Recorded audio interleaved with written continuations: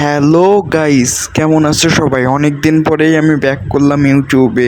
আসলে পড়াশোনার জন্য অনেক দিন ভিডিও দেওয়া হয় নাই। তো আপাতত আমি ফ্রি আছি। তো বাসায় গেছিলাম এই ঈদে, তখন একটা বার্গার বানিয়েছি। তো আপনাদের সামনেই সেইটা প্রেজেন্ট করব। আপনারা ভিডিওতে দেখতেই পাচ্ছেন আমি একটি বার্গার বানাচ্ছি নিজের হাতে। তো আপনাদের সাথে রেসিপিটা শেয়ার করব। চলুন ভিডিওটা শুরু করা যাক।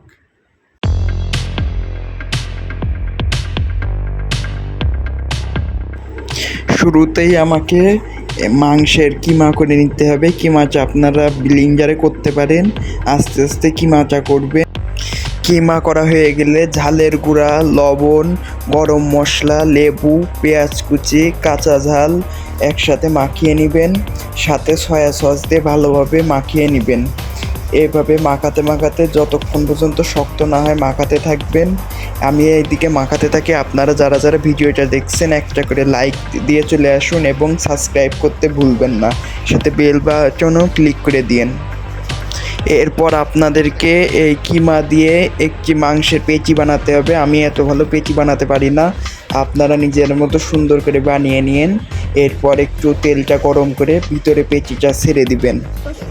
আমি এইখানে আমার মার সাহায্য নিয়েছিলাম, কারণ এইটা আমি ফার্স্ট টাইম বার্গার বানাচ্ছি, অতটা ভালো পারি না। এদিকে এইটা গরম হতে থাক, আমি এইদিকে মেয়োনিজ বানাতে চলে আসছি। বাজারে কেনা মেয়োনিজটা প্রথমে কিনছিলাম, কিন্তু আমার আসলে তার টেস্টটা পছন্দ হয়নি। তো যার কারণে মেয়োনিজের ভিতরে আমি একটু সস মিশিয়ে আলাদা বার্গারের জন্য সস তৈরি করে নিয়েছিলাম। এইদিকে দেখি আমাদের পেঁচিটাও রেডি। তো আসুন এবার পাউরুটি কাটার পালা। পাউরুটির মধ্যে প্রথমে আমি বানানো সেই মেয়োনিজটা দিয়ে দিলাম। আমার এইটা কাস্টমাইজ সসও বলা যায়। সুন্দরভাবে প্রথমে মাখিয়ে নিলাম।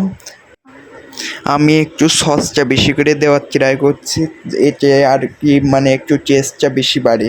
আপনারা যদি চান তাহলে কমও নিতে পারেন, কিন্তু আমার যেহেতু সসটা ভালো লাগছে তো আমি এইটা একটু বেশি দিয়েছি। এরপর একটা পেঁচি আমি দিয়ে দিলাম।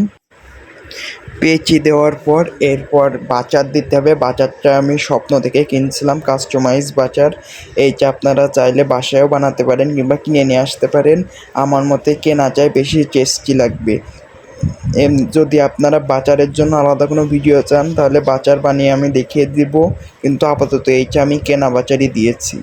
এরপর একটু পেঁয়াজ, শসা দেওয়ার পর তৈরি হয়ে গেল আমাদের বাসায় বানানো বার্গার।